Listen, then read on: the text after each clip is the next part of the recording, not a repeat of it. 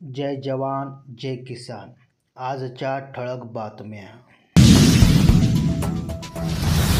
भाजप नेत्याच्या निर्णयाला पाठिंबा.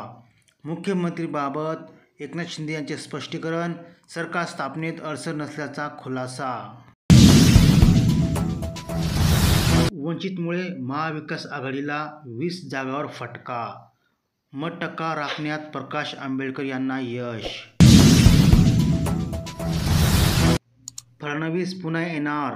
भाजप श्रेष्ठीचा निर्णय मान्य.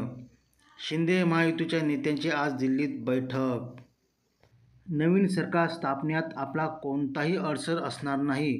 तसेच पंतप्रधान नरेंद्र मोदी आणि गृहमंत्री अमित शहा हे मुख्यमंत्रीबाबत जो निर्णय घेतील त्याला आमचा पाठिंबा असेल. मुख्यमंत्री एकनाथ शिंदे.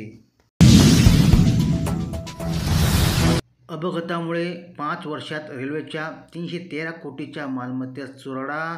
मोदी सरकारची लोकसभेत माहिती. वेळेत रुग्णवाहिका न मिळाल्याने लाडक्या बहिणीचा तडफडून मृत्यू. पोटातील बाळही दगावले.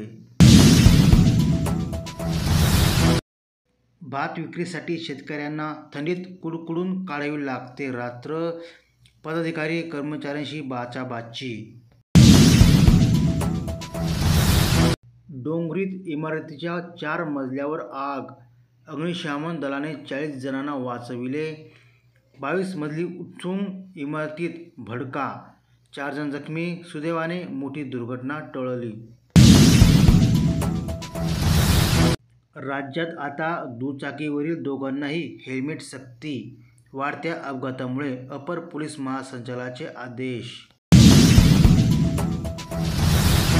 एकनाथ शिंदे कदाचित उपमुख्यमंत्री होणार नाहीत.